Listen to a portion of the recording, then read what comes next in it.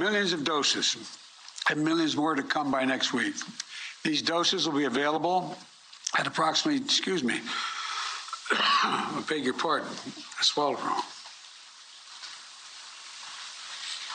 Will be available in approximately 20,000 locations around the country. Good morning, good afternoon, or good evening. Welcome to your stimulus package update. How are you today? If there's something bothering you, please leave a comment in the section below so this community can support you. Everyone seems to get a kick out of Senator John Kennedy and his famous expressions. The Recount decided to create a highlight reel of some of his best moments, so let's kick things off with a good laugh. Life is hard, but it's harder when you're stupid. People who are bilingual. They speak English and stupid. I don't know why we have to give money to countries that hate us. They should be able to hate us for free. Looks like we're giving Lindsay Lohan the keys to the minibar. President Biden is sort of like Kevin Bacon at the end of Animal House, the cantina bar scene out of Star Wars. They wanted it like Ben wants J-Lo. I'm like Bluto in Animal House. I'm just fat, drunk, and stupid. Frankly, I can't because I can't get my head that far up my rear end. Stick it up there, fact checker. They can kiss my ass. Somebody at the White House has been smoking the devil's lettuce, okay? We cannot run the greatest economy by putting fairy dust and unicorn urine in our cars. Urinate to get off the pot. My car doesn't run off fairy dust. My car doesn't run off unicorn urine. The spending porn on pet projects, it's just chock full of spending porn. There's an enormous amount of spending porn. Next time you get in trouble, call a crackhead, call a criminal, call a meth head. It must suck to be that dumb. I don't mean disrespect, but the mayor needs to take her meds. Christmas ornaments, drywall, and Jerry Epstein. Name 3 things that don't hang themselves. Can you rewind that back? Let's take it from the top. All right, thank you. Oh, thank you. This week, we found out that 2 U.S. senators have private jets. John Kerry has a private jet that has flown dozens of times this past year all around the country. I don't know about you, but I don't have a private jet. I don't believe any of the people on this stage have their own private jet. Portman does. Yeah. Apparently, that was only a joke. Only one does. Florida Governor Ron DeSantis shared his message for a recovery. Ron also got his crowd chanting a very familiar message that we've been hearing all across the country. When you look at the Brandon administration in terms of what they're doing.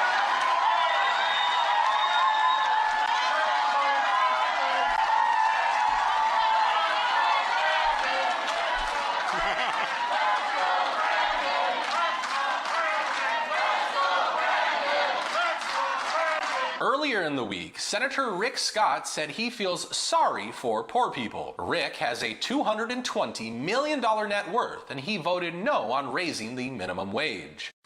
I mean, you have to feel sorry for poor people on fixed income, because they don't have the ability. Their wages are not staying up with this inflation increase, and so if you have to fill up your car to get to work, take your kids to school, it's costing you a lot more money. Vice President Kamala Harris may have gotten it right finally, just not in the way she intended.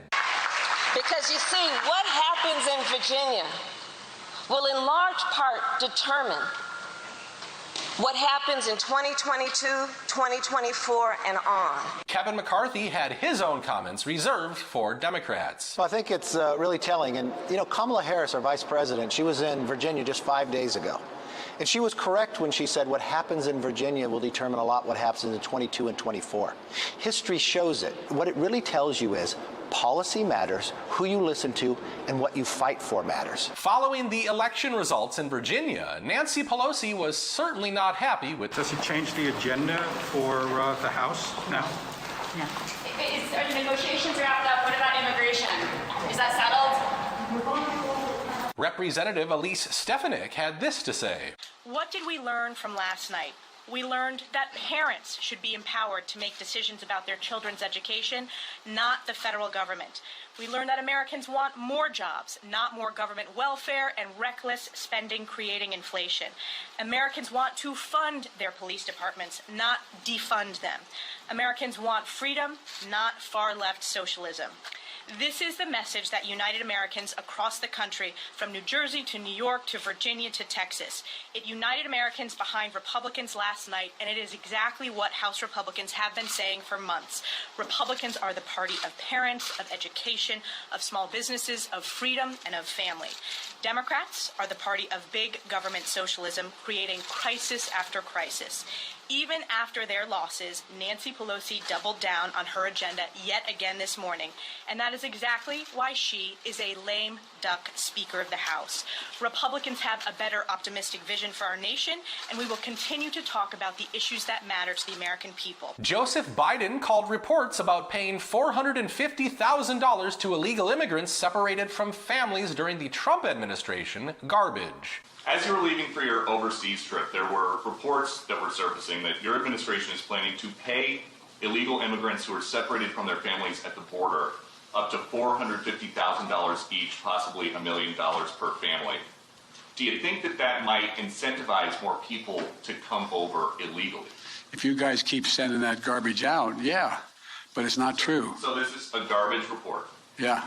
Okay. So $450,000 per person. Is that what you're saying? That was separated from a family member at the border under the last administration. That's not going to happen. Okay, and then just a follow-up, because you mentioned Trump a couple times. When you went to try to help Terry McAuliffe a couple weeks ago before you left, you mentioned Trump 24 times. Do you still think that voters really want to hear you talking about Trump more than the issues affecting them every day? Well, the reason I mentioned Trump, if I didn't count the times, is because the issues he supports are affecting their lives every day, and they're a negative impact on their lives, in my view. Thank you.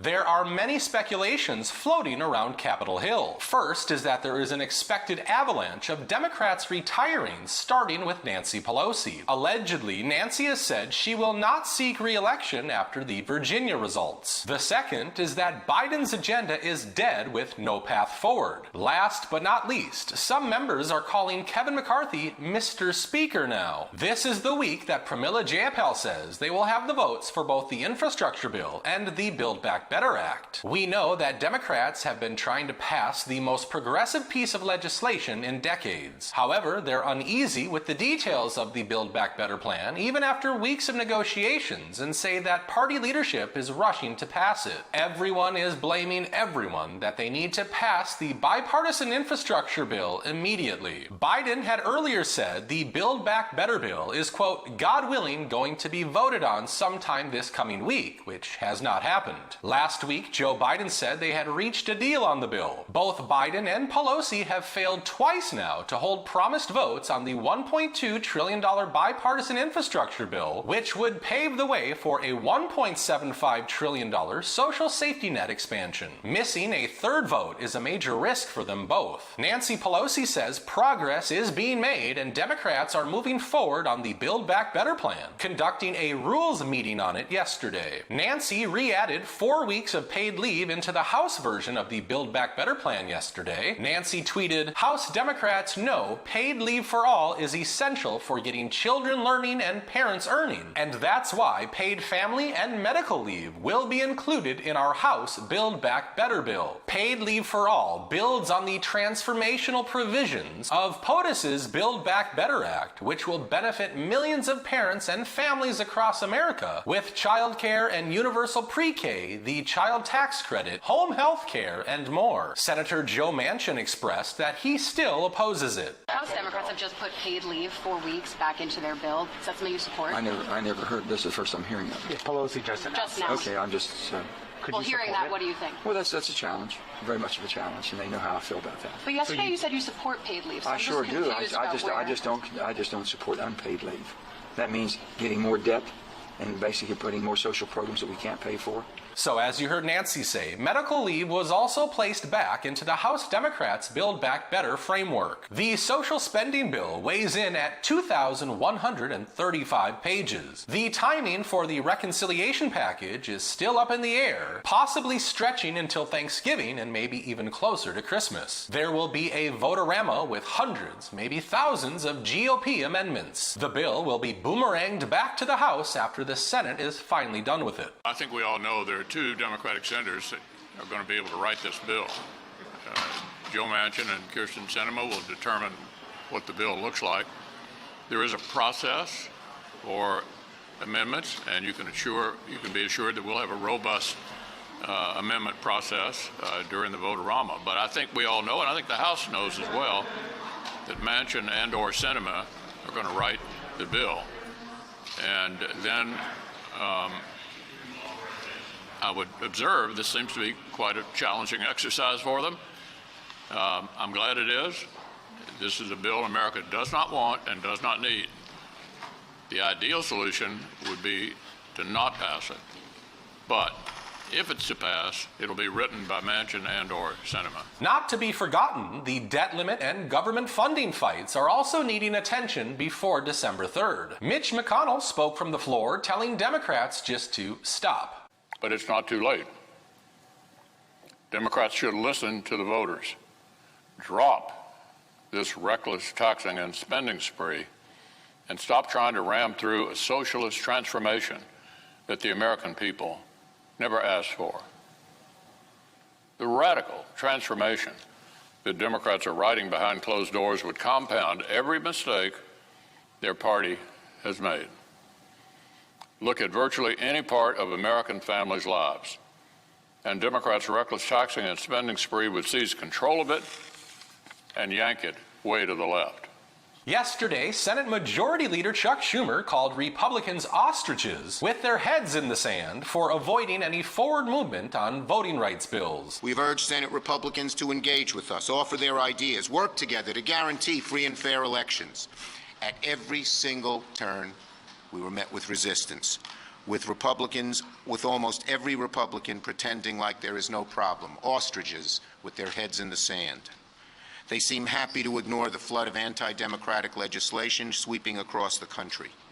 The John Lewis Voting Right Advancement Act is a chance for bipartisanship and to repair the damage caused by Donald Trump's big lie and restore the faith in democracy. That's the latest and greatest stimulus package updates for today. As always, I truly appreciate you taking the time to watch this video, and I hope to see you soon. Have yourself a wonderful day and take care.